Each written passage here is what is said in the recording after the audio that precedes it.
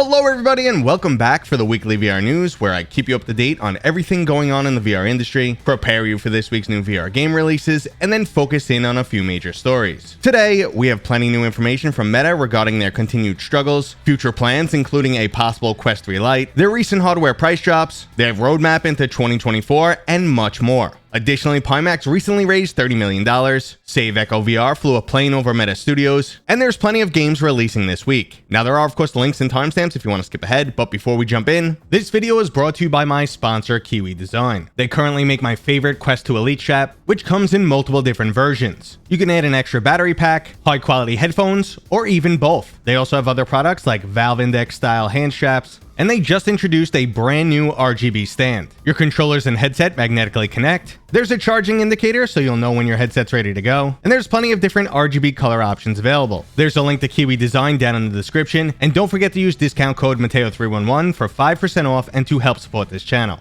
So lately I've been starting these videos with a mini review of the most recent title I've completed. I don't have anything specific to go over this week because lately I've been replaying a lot of titles on my PlayStation VR 2, getting in a few rounds of GT7, and even checking out my backlog of older titles. Now I am curious as to what you guys have been playing, so let me know down in the comments right now. And if you're looking for something new, there's a lot of games on today's list, especially because I missed a few last week. Starting with titles that are already available, we have Presentiment of Death. If you were looking for a combination of Super Hot and In Death Unchained, this might be your go-to game. You'll need dexterity and quick reaction time as you face off against an almost zombie-like army of robots in this fast-paced story-driven adventure title. To spice things up, there's a bullet time-like feature that'll have you feeling like Neo in the Matrix, and even catching projectiles in midair. But if the horror theme isn't your style, why not jump into an 80s-inspired Tron-like shooter with Ark and Ade? You'll be shooting your way through a retro-futuristic, neon-colored world filled with challenging arcade-style combat, unique bosses, and 3 separate game modes. So if you're in the market for a fun shooter with a lot of replayability, go ahead and check out Ark and Ade. Now another game that I've been curiously watching its development is currently available for free on App Lab, and that's Divine Duel. Divine Duel is a one-on-one PvP title that feels a bit like Blast On combined with a MOBA title in a fantasy sci-fi setting. You'll choose from a list of celestials, each with their own unique abilities, and then take down your enemy with over 40 exciting weapons, spells, and creature summons. You'll have to strategically design your weapon layout for maximum combat efficiency, and you'll also need to physically dodge enemy attacks. Now I'm yet to try this out, but if you have, let me know what you think down in the comments. And that right there was just the currently available titles that I recently missed, but let's get into the titles releasing this week. First up is the story-driven experience Peaky Blinders: The King's Ransom. Taking place in the award-winning TV series, you're traveling back to 1920s London and working for the infamous crime boss Tommy Shelby. All in-game characters have been voiced by their real-life TV counterparts, so this is an absolute dream come true for any fans of the show, or anyone who enjoys a good story-driven experience. The developers went to great lengths to recreate this world and design a new narrative that seamlessly fits into the storyline. But if you're not interested in visiting the past, why not go to the future with Guardians Frontlines? This is Halo meets Starship Troopers with a huge array of gameplay mechanics. It's an action-packed first-person shooter, but there's also real-time strategy elements that include base building and controlling friendly units. There's 4-person co-op modes, 8-person PvP, a large array of unlockable weapons, plus a world builder and plenty of user-generated content. This title's like a jack of all trades, with plenty of replayability. And speaking of world building and replayability, VR's most popular Battle Royale title, Population 1, is going free to play. Now that's right, starting this week you could jump into the game absolutely free and experience both the intense Battle Royale fights or the exciting new world building sandbox mode. Now, if you previously purchased the game, Big Box Studio has a nice care package coming to you, so this might be the perfect time to jump back in if you've stopped playing, and I also recommend that at least everyone tries this game out, even if you're not interested in Battle Royale. And speaking of giving different games a shot, we have to check out the emotional storytelling of Before Your Eyes. Previously released for flat screen with overwhelmingly positive reviews on Steam, this title is coming to the PlayStation VR 2 and uniquely utilizes the eye tracking technology. In this game, you experience a lifetime of events from birth all the way till death, but blink and it'll fade away. Just how life moves past us in a blink of an eye, this game will have you wishing you could hold on to each and every moment. So go ahead and immerse yourself in this highly emotional world of memories. And our final game on today's list comes with a giveaway. Copter Strike is an arcadey helicopter dogfight experience. Set in a vibrant cartoon-like world, this title doesn't aim for realism and just wants to bring the fun. There's multiple online gameplay modes including Deathmatch, Team Deathmatch, Domination, and even a co-op Zombie Outbreak mode. I'll drop a few keys on the video right now, and I'll also give away a few more on my Discord channel, which is linked down below. And that right there is every game releasing this week, but I do have a follow-up video coming on Wednesday, which has every new release coming in March. I know I'm once again a little late putting out this video, but I'm still getting information on new releases and date changes, so the video has been in a state of flux. But let's move on from games and talk about the Pimax receiving $30 million in Series C funding. Now, Pimax stated that this money would be used to accelerate the growth of their upcoming headsets, including the Pimax Crystal and the Pimax Portal. The Crystal will be the company's first standalone VR headset, and the Portal is a unique combination of handheld device that has the ability to turn into a VR headset. Now, I'm always curious to see what Pimax is up to because they are usually on the cutting edge, but I continue to remain skeptical of their products, and both the Crystal and Portal are no different, as they were slated to release in early 2023, which is about to come to an end, and there's no release date in sight, but there's still time for them to prove me wrong. Now, next up, we got a cool demo from VRchat, who plans to add native eye tracking support for Quest Pro devices. We got a little preview of it in action, and not only will your eyes be tracked in-game, but it will also be a hands-free method of interacting with menus. This type of menu interaction is already available on some PlayStation VR 2 games, and I have to say I am a fan. But let's move on to today's news story, which is plenty of new information from Meta. For starters, they've just dropped the price of the Quest Pro from $1,500 down to only $1,000.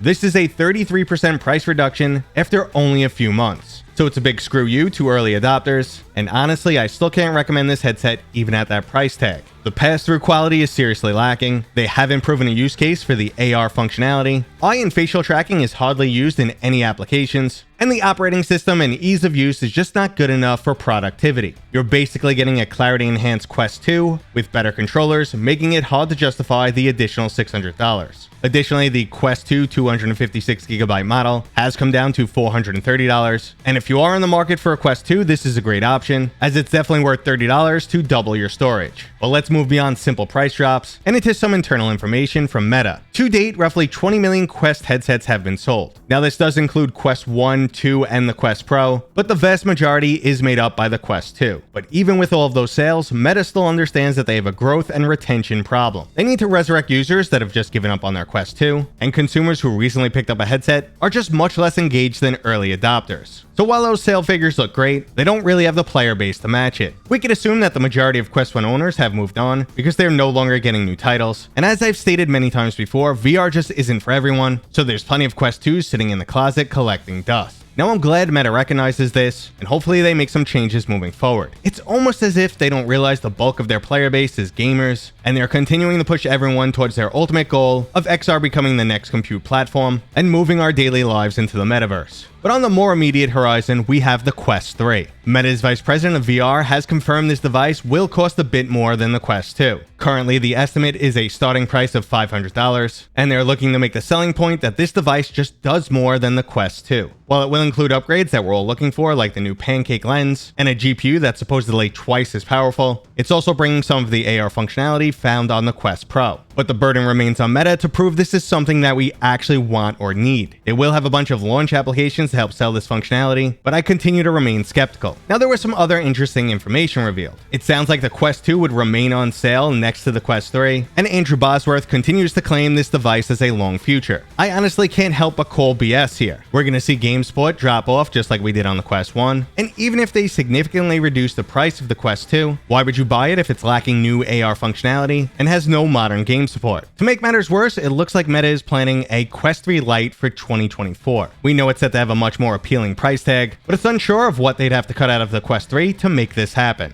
Now, ultimately, I'm not super optimistic of this roadmap. Unless they truly pull off some miracles, I don't see anyone picking up the Quest 3 because they really want to get into AR, nor do I see the Quest 2 having a really long lifespan, and Meta has to currently acknowledge the fact that they're basically a game company, put those 9 studios that they've acquired to use, create the more robust titles that the community's begging for, and then use those overly eager early adopters to test out new functionality. It still feels like XR becoming the next compute device is too many years out, and Meta is forcing it on us right now at the expense of their player base. But who knows, I could be way off, but I want to hear what you think down in the comments. Are you excited for this roadmap? Have you had enough of Meta? And do you think the Quest 3 will finally bring us some serious games? And that was today's video, brought to you by my dad, Mateo311. If you enjoyed it, please go ahead and give it a thumbs up. And if you're new here, Consider subscribing. consider subscribing. Consider subscribing. Consider subscribing. Consider subscribing. Consider subscribing.